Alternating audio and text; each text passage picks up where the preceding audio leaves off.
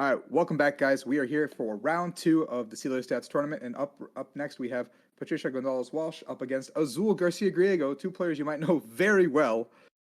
Yeah, absolutely. Like this is a very good match to have as soon as round two.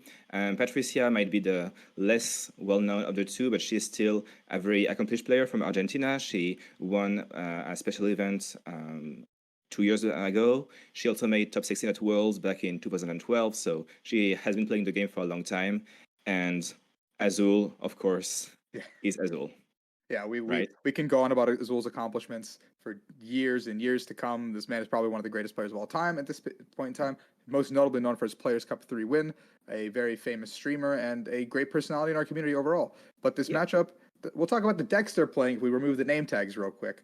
Patricia over here is playing Shadow Rider calyrex vmax paired with alcremie vmax, an interesting combination that has come out recently. And over on Azul's side, he's playing Spiritomb.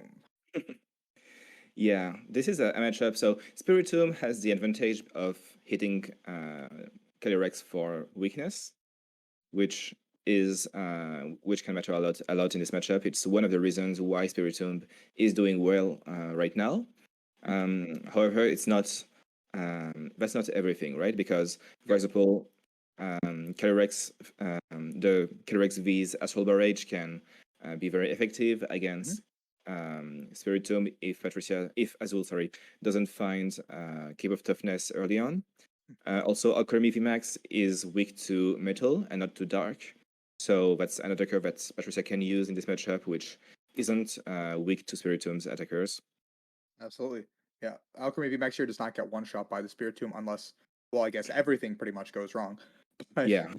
at that point, Azul would be coming too far ahead, and Patricia goes ahead and plays one of her two stadium cards. She only plays two Path to the Peak, and Azul over here with his four Spikeman stadiums immediately counters into it, and with no hesitation or research, we see two Hiding Energy and two Net hitting the discard. The Net is lesser of the importance, but that's two of Azul's, well, seven energy cards, and that's not a basic that he can use Ordinary Rod to get back into the deck. Yeah. The hiding energy is much better than the dark energy in this deck because you can use it to retreat Spiritomb. And if you're not familiar with Spiritomb as a deck, you want to keep switching between all your Pokemon because with the Spike Move Stadium, every time a Pokemon retreats, it gets 2 damage counters.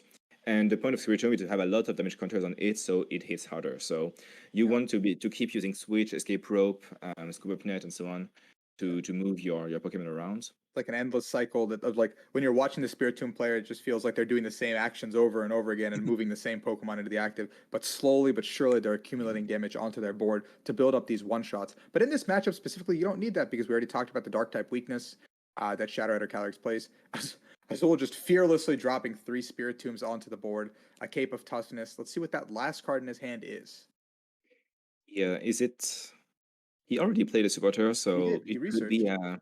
I believe he plays a Dedenne and And Acrobat. Acrobat. So Yeah. I could think be if one you're of Azul, you these. don't want to overextend by any means here. Your board is really Yeah. far set up. I think this is like as perfect as you can be. Your opponent does have to take six prize cards in this situation, so you can just kind of chill, I think. Yes, absolutely. And as you can see, Azul is being careful. He can still um, use an ability, but he's making sure that he doesn't have two Spiritomb with 50 HP or less because he doesn't want Astral Barrage to take a double knockout this turn, which is obviously Absolutely. very smart. Something that could actually come up in this matchup, which is a bit weird, is Calyrex first attack, Shadow Mist. Hmm. If like it could be an option for Patricia to make sure her Path to the Peak sticks on the board and to prevent the Spiritomb player Azul from having Spike Move in play. But I think right now it's not going to be too late, Yeah. and she's gonna have to attack. But we see a pretty decent draw here. She's gonna be able Absolutely. to. The 20 damage coming in, I don't think that's going to be relevant, but um, Um, it could be. It could give Azul a little bit less damage counters to do.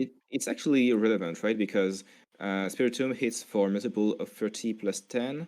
So if it has 5 damage counters, it hit for 160. Times 2 for weakness is 320. So with this damage from Spike Move, it actually turns changes from a 2-hit KO into a 1-hit KO. So it could, in theory, be relevant. Yeah. And we see Patricia going into the Gengar and Mimikyu, simply horror housing, getting herself some tempo onto the board. Obviously, Azul's already very set up. He can start using the ability, Spiritomb's ability to kind of just rack up that damage counters onto the board, move the damage on with Mr. Mime, or not Mr. Mime, Jinx very easily. So Azul doesn't even have to be careful about where the damage goes in the situation, besides setting up 2 Spiritombs for a one-shot because the Cape of Toughness is already onto the board. And we know, looking at Patricia's list, she does not play any copies of Tool Scrapper or any way to remove those Capes of Toughness. Yeah, absolutely. And again, you see Azul making sure that he has one Spiritomb that's always he has only one Spiritomb that has fewer than 60 HP. Because Patricia could have attacked last turn, right? She could have played Evolution Incense, gotten a second vmax, attached another energy with the ability, and used the attack. But she didn't want to knock out Ajirashi. She wanted to keep the calyrex V unevolved, so she can use Astral Barrage to take knockout. And this way, not only does she take knockout on relevant Pokemon that is on Spiritomb, not Jirachi, but also if Azul attacks, he only takes 2 prizes and not 3. Yep. So that's a smart play here. Yeah, definitely off the price right here a little bit. That Marshadow is pretty good here in the situation. Resetting Hold does make Azul lose his first Spike Myth of the game, making him need a couple more cards to execute a combo. But he already does have the damage on the board to one-shot this Shadow Rider Calyrex, I believe. No, I think he's actually 10, 30, 90, 100. He's actually, no, he has it. Yeah, he has it with Spiritomb's ability and Jinx. That's fine. Absolutely. Check, just make over here. Patricia's double checking. Did Azul mess up maybe on the Jinx? Something also important to note that happened on turn 1 that was a little bit cheeky that I didn't mention until right now is that Azul only plays 2 copies of Jinx. So had that Jinx gotten stuck in the active spot after that research, which is highly unlikely due to all the switching cards Azul plays, had that Jinx gotten stuck and knocked out on the first turn of the game, second turn of the game, maybe Azul wouldn't have had this Jinx to make all these cute plays that he's doing right now. Yes, absolutely. Jinx, helps a lot, so you can, like, this is what allowed Azul to have so much damage on board, is that he can use all of the Spiritomb's abilities and then move the damage around. Oh, there's a scoop up net, probably removing all that damage that Patricia just worked so hard to get onto the board. Yeah, it doesn't matter, right? The damage on Jinx doesn't matter that much because Patricia mainly didn't want to put 50 damage on a Spiritomb because that would basically help Azul out. Absolutely. So we see that last card probably was research in his hand the entire time that he was holding. He uses it. Ordinary Rod, he put that Spiritomb back into the deck. We haven't seen any of the 3 basic Dark Energy yet. 2 Hiding Energy are gone. So Azul just needs an energy and a way to pivot to Jirachi this turn, and he is in a very good position. Yes, although he did have to discard 1 boss orders, and as we discussed, this means that if he knocks out calyrex V, he will still have to take 4 prizes. So there's a chance that so that means he will still have to take at least 2 knockouts after this calyrex. So yeah, this acts as a buffer, and he looks like he's gonna be using Oricorio, which could actually help Patricia because it provides an easier target to take 2 prizes off at some point in the game. Patricia also does play. She plays 4 copies of Boss's Order, so that Oricorio is definitely not safe in this matchup whatsoever. No. If Patricia does end up setting up the alcremie here, or in a couple of turns, the prize trade could be swung. Like you said, the first boss for Azul is gone, and he only does play 2 copies. There is Escape Rope in the deck, so if Azul burns his Escape Ropes haphazardly, Patricia will be a lot more comfortable benching things that can't get Escape Roped up and just knocked out as well. Yeah, Escape Rope could actually be big here because Azul only has 3 prize Pokemon on the bench, right? He has 2 vmax and Gengar Mimikyu, so an Escape Rope would actually negate the trick we were talking about. That absolutely. And basically give Azul the opportunity to win by taking only 2 knockouts. This turn, an Escape Rope plus an energy could be. It accelerates the clock. It doesn't mean it's the final nail in the coffin by any means. No attack from Azul. That's huge. Yeah, he also didn't play a spike move this turn. Either he didn't find one or he couldn't retreat as much as he wanted to. But yeah, that's actually going to be important. Astral Barrage does not come into play this turn, I think. But with a couple of Underworld doors, maybe we can find ourselves a Boss's Order off the top.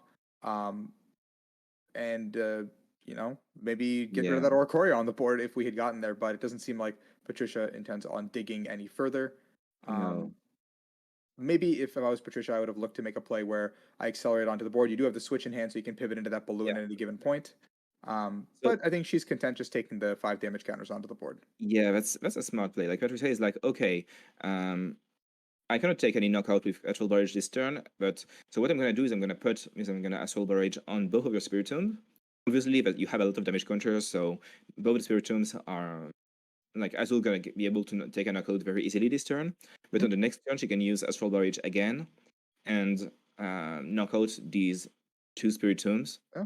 And right now, Azul cannot have a third Spiritomb on the bench because his bench is full. He can Yeah. still play Scoop Up Net to make some space. I don't know how many he played already. I think 2 have already hit the discard. But if you're Azul in Okay. this situation, I think if you are scoop up netting, you would like to move that damage counter, 2 damage counters off that Spiritomb that has 70 damage on it, because then you prevent it from getting knocked out with Astral Barrage. But in Yeah. this situation, if you're burning another scoop up net, that's 3 gone, and making a bench space for a third Spiritomb is really tough here. Yeah, absolutely. Also, one Spiritomb is in the discard, right? I don't think he played a Rod yet. I think he did And before he oh, did researched it he? one turn. Yeah, Okay, my bad. it's okay. Um, yeah, so he did hit a net here. He has a very big hand, so I'm sure he has a lot of choice. Bird Keeper's already been played. Oh, There he has is actually 3 nets in the discard, three. so That's his last net, so yeah. he can prevent that Spiritomb on the bench from being knocked out, or he can establish another Spiritomb on the board. Now, if he Yeah. wants to establish another Spiritomb on the board, he does have to have the cape to go with it. But if he doesn't have the cape, you can't put the Spiritomb down. So it's a very like dicey situation here for Azul. There's a lot of pressure that got put on simply by Patricia's one single play, where she held her aggression and played for a little bit of a safer route. Yeah. Yeah, definitely very smart play from both players. Azul finally gets an energy into play. And I'm sure he's debating what to do with that last weaponette. That's his last scoop up net. He had to move the active. There's Ooh. no way you didn't have another switching card. That's so unfortunate. Yeah, Another Cape of that's tough. Toughness He does hit does the have a new board. Spiritomb with he does have a new Spiritomb with a Cape of Toughness, but That's his third Cape. yeah, Spiritom's going to hit the board. Patricia's going to come up very easily this turn, take 2 more prize cards, almost certainly with the Astral Barrage attack. And absolutely, yeah. then that's when the game starts getting really tight, though, Stefan, because we're at 3, and then Azul will have 2. So if Azul can respond with a knockout in the following turn, that's when the clock tightens on Patricia. Absolutely. Yeah, also there's this reset stamp in Patricia's hand, which can um, be very strong. Ideally, I think if you're Patricia, you want to combine the stamp with a Path to the Peak to prevent Oricorio's ability from being used. Yeah, and She almost could, certainly you want to make that Oracle your last 2 prizes. yeah, she could, Patricia could even go, if she gets a boss here, Okay, oh, that's the stamp. interesting.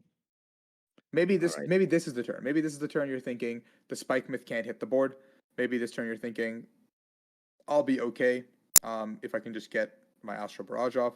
Azul can miss Spike Myth. All of a sudden, I'm in the driver's seat. I think she found exactly what she was looking for in that Ordinary Rod, getting that other Shadow Rider V back into the deck, therefore accelerating more energy onto the Shadow Rider. The hand looks almost perfect to get it out again as well, with the Fog Crystal, Psychic Energy, a Quick Ball, being able to search it back out, setting up another potential Astral Barrage coming into another turn. Yeah, Um, absolutely.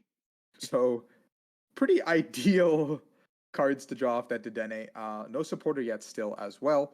So you could even find like a boss's orders to bring up that Oricorio this upcoming turn and Astral Barrage, making it harder for Azul. Burning another switching card that he doesn't want to now that we know that 4 of the scoop up nets are gone. I think 2 to 3 switches are gone and only 1 escape rope has been already hitting the discard pile. Yeah, absolutely. That could be a thing. I think so. Yeah, Patricia doesn't has 2 VMAX in play, and she doesn't need more. She doesn't want more. No. She's fine just using Asphalt Barrage, getting the double knockout. She still has 3 presses to take after that, though. Mm-hmm. And But what is really cute that Patricia did do this turn is she made herself escape rope proof. yeah, that's something she's done for a couple of turns now, making sure she has 2 calyrex V on the bench. This turn she's got a Dedenne though, so now Azul does need 5 damage counters onto the board True. to take that Dedenne out. Yeah, that's true as well. This Dedenne will also be something to bring up. Mhm. But yeah, even if one calyrex gets knocked out, she has another one Mhm. to replace it. But she doesn't have. She only plays one stamp, right? Yeah, Yep, she does. that was her only stamp. So if Azul has a very good turn right now, he can Could be still lights out. definitely win, right? He's not far from No, winning. no. I think Azul is still, as far as tempo goes in this game, I think Azul is definitely still ahead on the turn counter, on the clock counter. He does have the Oricorio in play. There was no path to accompany that stamp that we just saw from Patricia on that turn. So I think if Azul gets to draw 3 more cards off the Oricorio, he could find something nice off this Jirachi. This turn is crucial for Azul to set up another Spiritomb and a knockout. If he can do both those things in this upcoming turn, then the clock does definitely get very hard for Patricia because she cannot Astral Barrage both those targets. She would have to go in with the Shadow Rider VMAX, and Azul can look to take a one shot somewhere. The Spiritomb cannot be left unanswered because the damage can, just pile up with the ability as well as Jinx accelerating that damage. So when that happens, the Oricorio almost certainly has to be the last 2 prizes. So Patricia needs to find that path, make the game harder for Azul this turn. Yeah, definitely. However, yeah, Azul still needs a couple of things. Again, he still doesn't have a stadium in play. Mm-hmm. I think we've only seen 3 one spike switch move. gone. 3 switch, Yeah, 4 rope, 2 rope. 2 rope, 2 switch. Okay. yeah. For net, I think you meant. Yeah. Sorry for not. Or My bad. it's Azul fine. has 5 cards left in deck. Yeah. So this is a tough situation for sure, because Azul's going to get the knockout for sure here. There's no stadium in play, but it's almost like statistically guaranteed that he has the stadium in his hand off this knockout, no matter what happens. But he only has 2 switch and 2 escape rope. They're almost also certainly in the hand. So as Patricia, what can you do here to kind of, I don't know, keep yourself in the game, keep yourself in a position where you don't just lose outright here? Yeah, I think Patricia, she plays Marnie. She plays 2 Marnie in her deck. So I think she has to dig for it. Maybe use the DNA this turn. Dig for Marnie, like Marnie and Path to the Peak. And I guess hope. And then it's not that easy for Azul because he has no damage counter on the Over Spiritomb. Mhm. Because he couldn't get a lot of damage in play because he doesn't have it. He hasn't had a stadium all game. Well, There's no, one. he does. I think from Azul's perspective, that makes a lot of sense to put into play immediately. Yeah. You almost certainly have the other either 1 or 2. Even if you prize 2 of the Spikemouth Stadium, you're in a situation where you're okay. I think overall. Yes. So from Patricia's side, you need to go into the VMAX. I think you can't leave this guy as a V anymore. Yeah, no, but it's like she knows she basically wins in 2 turns now. She has to or she doesn't even try to go for money. She's just like, okay, I hope you cannot do anything, and then I boss your I think Oricorio that next might be turn. her potentially last 2 bosses. That's the only thing I can think of as to why you Yeah, wouldn't go for the Marnie here. maybe, but that seems hard, right? Because Azul has like 1,000 cards and Yeah. a Well, he only stadium has in at play, so least I 2 think he switch. definitely Yeah. has it.